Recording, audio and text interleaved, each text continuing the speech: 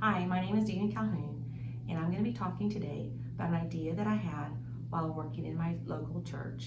I thought about having a business called Equipping Churches, and it would be a source for used church equipment and furniture. It's an excellent opportunity that I thought of because there's so many churches that come across looking for something, but they have to look at several websites, and when they do that, it takes a lot of time to find a certain item that is probably used exclusively for church use. For example, our local church has church choir robes that we use, and we changed to a different color, but now we have around 40 choir robes that we don't use, and they just sit in a storage area. And I thought, well, if I look for somebody to buy them, I have to go to an open marketplace such as eBay or Craigslist or other Facebook marketplace, and you go to those sites, but then you have to actually search for that. And I thought, what if we had just one site for all denominations, regardless of what they use in their church? I've seen several that are just like for Catholic uses or perhaps just pews. And I thought, what if we had one site that you could go to and you could buy and sell, and if you wanted to buy locally you could, or if you wanted to buy stateside you could. I just thought, well, that would be a great idea to have something like that we could use. So for that, I thought, well, this is a great opportunity. My company would help connect those looking to buy used church furniture and church equipment, and helping those wanting to sell items. They would be able to sell them much easier if we could all come to one site and find them. My target market would be probably the top three would be children's ministries, music department, like a food ministry, perhaps like kitchen items that we might not use anymore, a steamer, or larger items like a commercial refrigerator that maybe a local church is wanting to upgrade to. And my market size would probably be about 550,000, I would imagine, because even if I just had a market share of 55,000 people, that would only be 10% just looking for kitchen equipment. So if I had, let's say 55% of my market would be about 158,000 for children's ministry, Sunday school items, craft items, and that would be several thousand in the music department if they're looking for an extra cord, or maybe a used soundboard or a drum cage, something of that nature. And I thought about maybe like some of the competitors that I would have already. Let's say, for instance, Joe's Used Pews. I would be able to buy pews from him, but if I needed to buy a pulpit or if I needed to buy a swing set for our church playground, I would not be able to look just at Joe's Used Pews website. Or even, let's say I went to Mary's Relic and Robe, and it would just be mostly Catholic items. I did go looking for different websites, and that was one of them that had a lot of relics or a lot of things that the Catholic denomination uses, which were beautiful and very excellently priced. But if I'm not a Catholic or a religion, then I would not be able to use those in my church.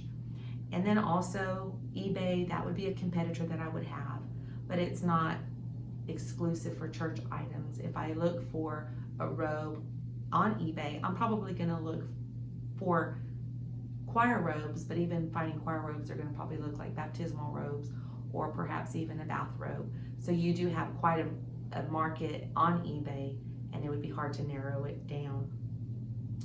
My funding, I probably would need probably $100,000 to start the business. I would start it in my home, but the reason for such a large amount for my business would be probably the technology. I would have to find computers and printers and cameras, all sorts of that type of nature to be able to ship worldwide if I had the item locally, or also because what I would do is say you wanted to buy something and you lived in Idaho, and the person that you were buying from lived in Idaho, but by connecting you, I would take a small percentage of your sales.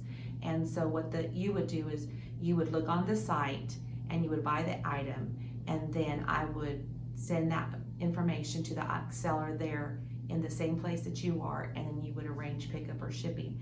But for connecting you, I would get a percentage of that. And that's how I intend to make my income, and also to help so many other people when they do intend to buy stuff.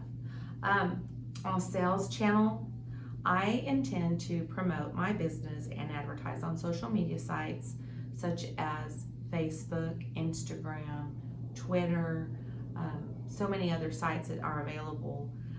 I would plan to deliver local items, and then I would have other sellers ship direct to their buyers.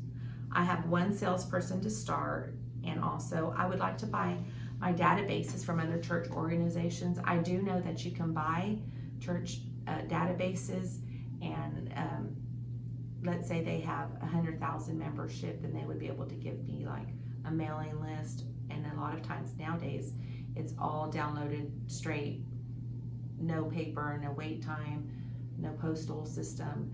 And a lot of times nowadays they have like an email that you can send emails to, and so that would keep my startup cost down.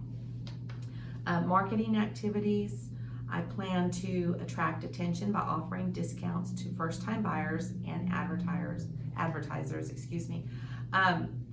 Let's say somebody buys for the first time and I offer them a 10% discount the next time that they purchase anything.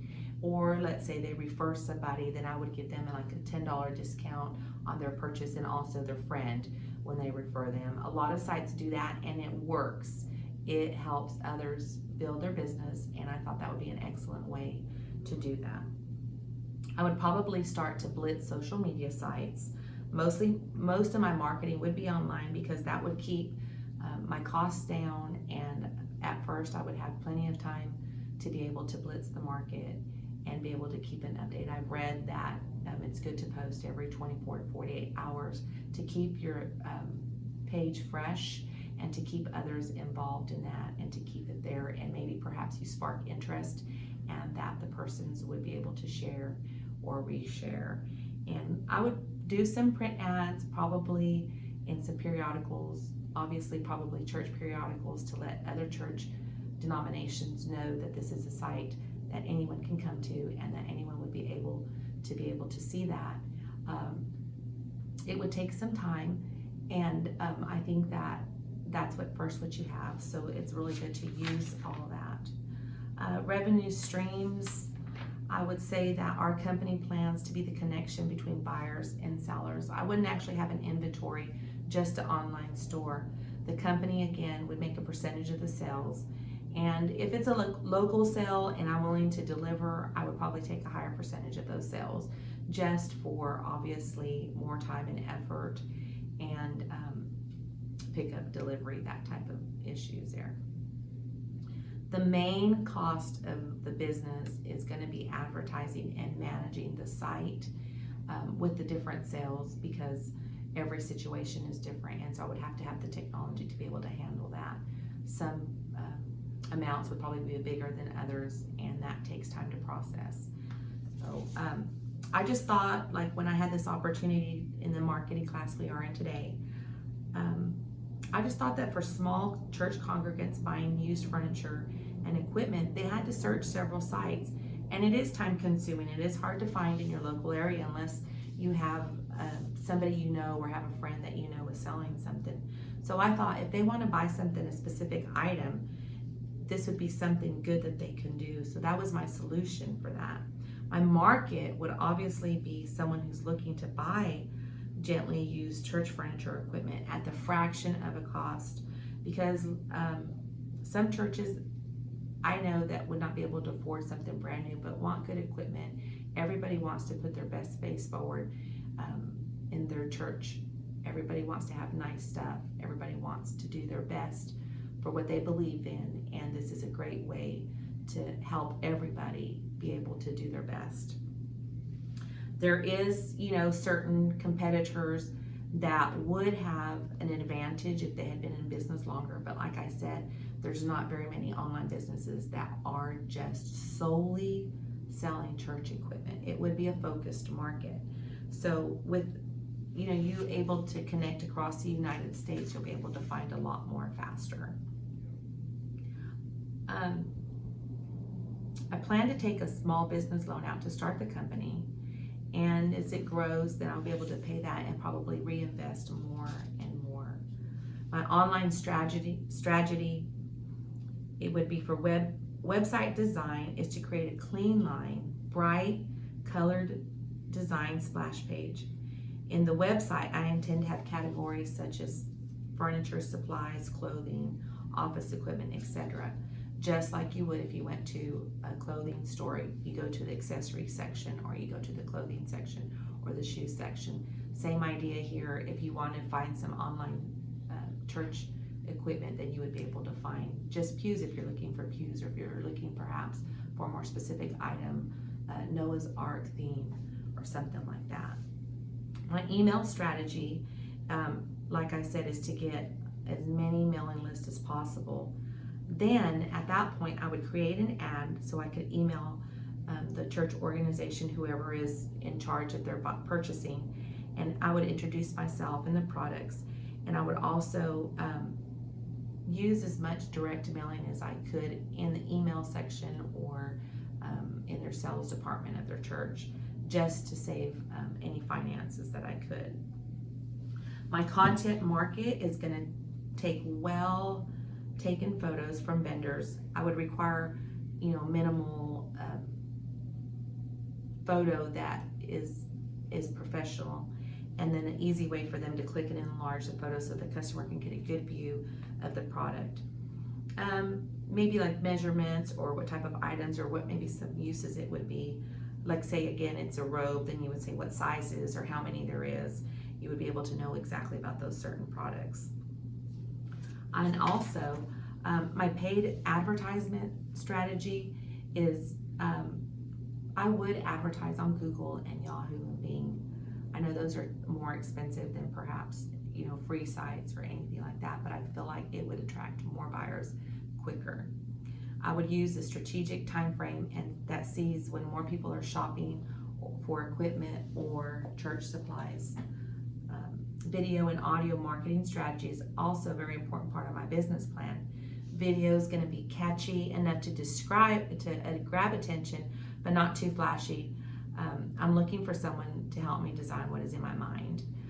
Audio marketing is going to be a new experience for me. My neighbor owns a radio station and has offered for me to intern there, so he and his staff will help me in audio and video area of marketing, and that's a plus. Marketing automation strategy has been very interesting for me to learn. Some apps in market class have allowed me to learn so much about market automation. I will learn to strategize and make marketing ads, post, then set a calendar to post on a schedule. That was a very useful app that I learned, that we could put several posts, one for Twitter, one for Facebook, one for Instagram, and I could make them all at one time, but then I could set a calendar on this app and it would automatically post for me, so I didn't have to be there on my phone at 12 o'clock on Thursday to set this ad. It would just automatically load it. I'm really looking into that app. So there's just so much about my business that I'm excited about learning, I'm excited about doing, I'm excited about planning, and I hope that you will think about perhaps maybe investing in this. There's several strengths with my SWOT analysis that I thought of, and the positive for this, of course, is my advisors, people that have been helping me think about this business idea. Just because there's not one already, there's no online, and there is a need for this business type. That is a very strong strength for my SWOT analysis. Weaknesses are that I haven't run a business on this level before, but the opportunities are endless. I've never had a start to a work this monumental. The top one of the opportunities would be to create a market that explodes into a huge success. Several opportunities would be to increase my network of contacts, to perchance maybe find another business opportunity. In exploring just selling online for church and businesses, I started thinking about just several business opportunities that could arise just out of enlarging my contacts of people. Several competitive threats would be another company starting a similar site that perhaps already has a larger clientele basis. Perhaps somebody sells directly to churches on audio equipment and their site's a little bit bigger than mine to start with, and if they decide to start selling their used audio, then they would already have a larger clientele base. But once again, unless they sell directly to all churches for all type of equipment, then their focus would just be on audio equipment. So that would not be a severe threat, but it would be a threat, and that was something I didn't want to have happen.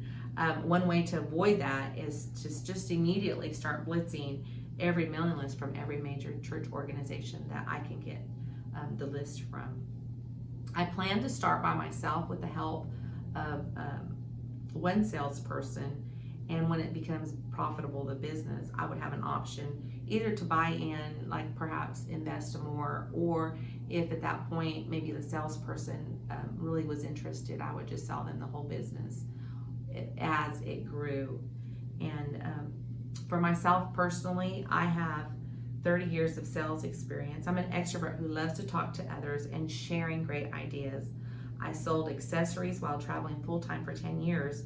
This was before online stores, so I had to sell at every location where we were working. I have worked for City Hall, the Chamber of Commerce, and the police department as a youth learning programming and data entry, so that basic skill for creative database is a certain advantage I have. Advisors, I have several advisors helping me as a sounding board on ideas for my online business. My husband, who understands church business and needs, my son, who is a technical whiz, and a fellow graphic friend who is a sounding board on ideas for my logo. So in essence, I feel like every bit of this class has focused us to not only think of business ideas that we might have, but to expand our thinking and start these businesses where we could help others, enlarge our network of contacts, and help so many others do their best for what they're doing. And it was a pleasure to talking to you today. I appreciate it.